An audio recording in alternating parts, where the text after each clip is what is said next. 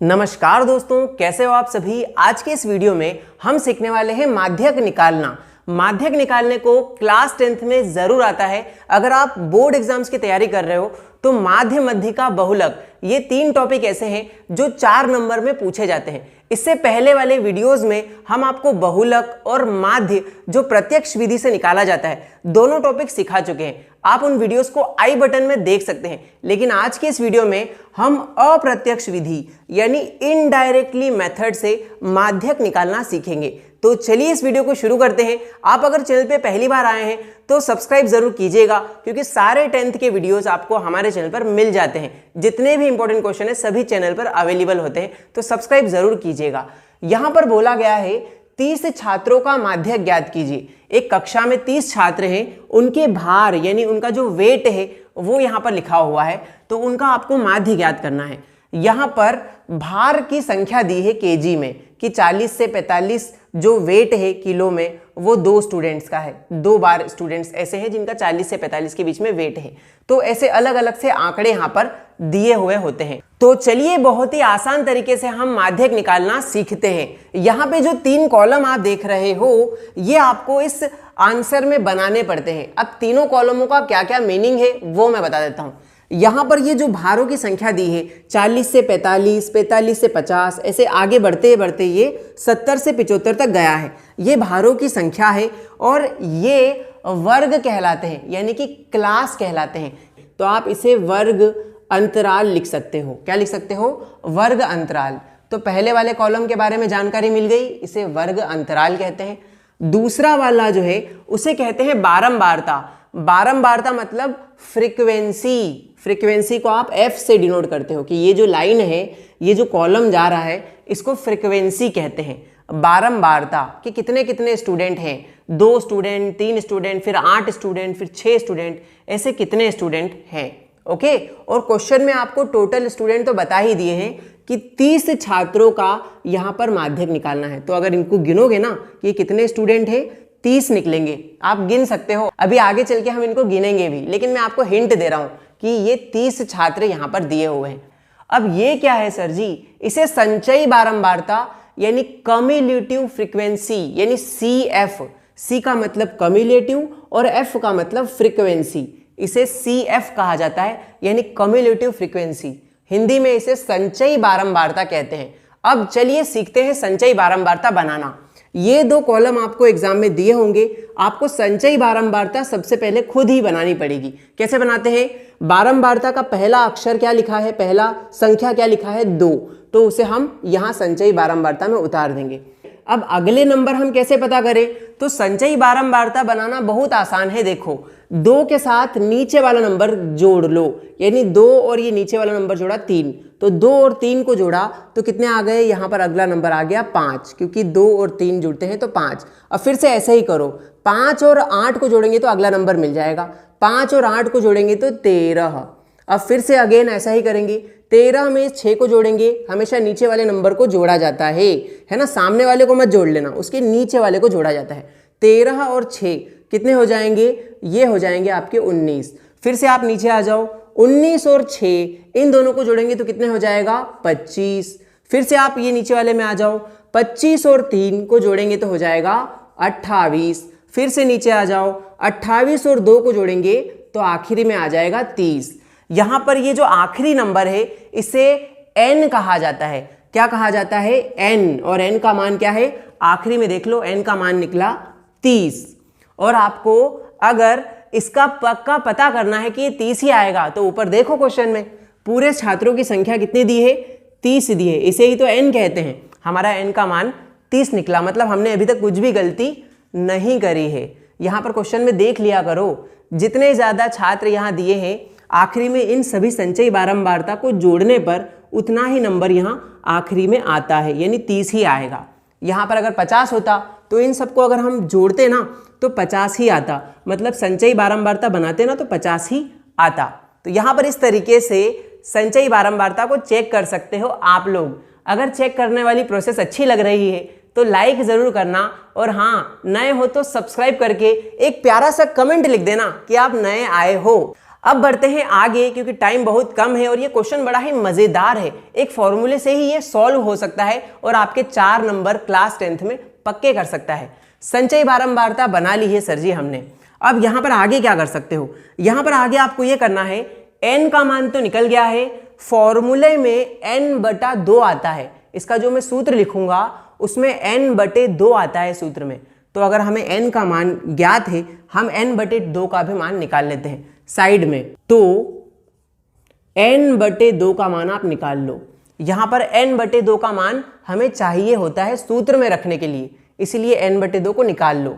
तो n की जगह तो हमें 30 रखना है, तो यहां पर n की जगह 30 रखा, बटे में 2, 2 से काट दो, 2 एकम 2 और 15 दूनी 30, मतलब ये 15 बार में 30 जो है वो कट जाएगा। तो यहां पे कितना आ गया, 15 आ गया दोस्तों। सिंपल है, n/2 का मान है 15। तो आप इस तरीके से n/2 निकाल लोगे। अब बारी आती है बाकी चीजों की, कि बाकी चीजें क्या क्या होती है फॉर्मूले में। तो ये जो 15 है ये एक वीआईपी नंबर है आपके लिए। वीआईपी नंबर मतलब इससे थोड़ा सा बड़ा भाई ही आपको लेना है संचयी बारंबारता में। इससे यानी n/2 जो निकला ना 15 से थोड़ा सा बड़ा मान ही आपको संचयी बारंबारता में देखना है। देखो संचयी बारंबारता में 15 से थोड़ा सा बड़ा, 15 से थोड़ा सा बड़ा करोगे 16, तो 16 यहां पर नहीं है।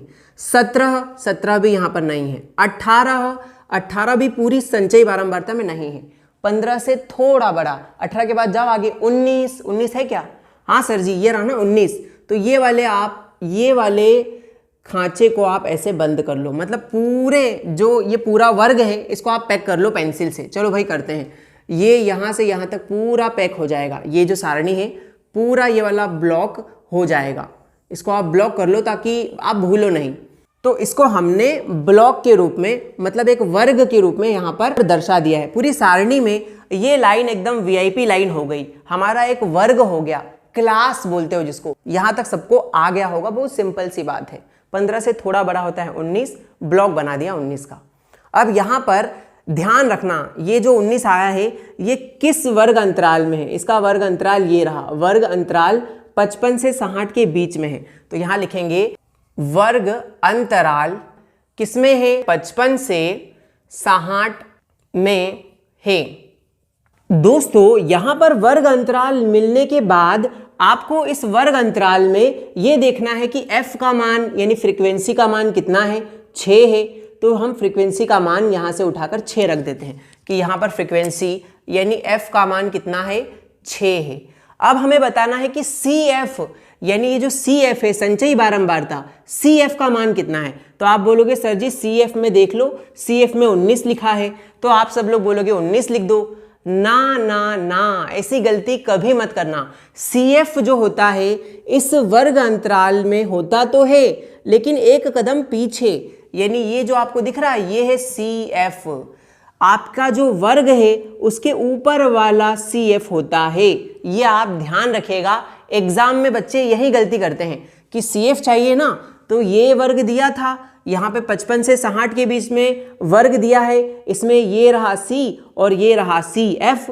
तो ये सबसे बड़ी गलती है।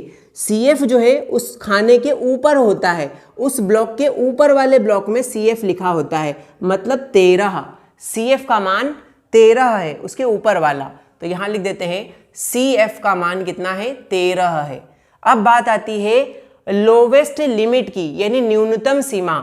जो आपका वर्ग है 55 से 60 के बीच में आपका जो वर्ग है उसमें न्यूनतम सीमा क्या है, 55 छोटा है या 60 छोटा है, तो छोटा वाला ही न्यूनतम होगा, मतलब 55 जो है वो न्यूनतम सीमा यानी L का मान है। L मतलब लिमिटेड लिमिट, न्यूनतम सीमा क्या है, 55 है। तो यहां पर हम 55 लिख देते हैं। इन दोनों में से छोटा वाला नंबर 55 यहां पर लिख देने के बाद आपको एक और चीज देखना है कि ये जो वर्ग है यानी ये आपने जो क्लास डिफाइंड करी है इसमें डिफरेंस कितने का है, गैप कितने का है। तो 55 और 60 के बीच में कितने का अंतर है, 5 ही का तो अंतर है। 55 में 5 जोड़ेंगे तो 60 हो जाएगा, 55 में 5 जोड़ेंगे तो 60 हो जाएगा, मतलब इनके बीच में अंतर कितने का चल रहा है, 5 का अंतर है, जिसको वर्ग अंतराल यानी स्मॉल h कहते हो। वर्ग अंतराल मतलब स्मॉल h, डिफरेंस, कितने का डिफरेंस है यहाँ पे 5 5 का डिफरेंस है, तो h का मान 5 हो जाएगा। तो यहाँ पर दोस्तों सारी ही चीजें बहुत आसानी से आपको मिल गई है, सिर्फ उस CF का बहुत अच्छे से एग्जाम में ध्यान रखना, वरना वहां गलती आप कर दोगे। इसी बात पर एक लाइक हो जाए अगर आपको सब कुछ समझ में आ रहा है तो। अब कुछ नहीं करना, एक छोटा सा सूत्र याद करना है जो कि माध्यक निकालने का होता है। आपको माध्यक ज्ञात करना है तो उसका एक छोटा सा सूत्र होता है, और वो सूत्र है माध्यक बराबर L plus n/2 minus CF बटे F। क्या कहा मैंने?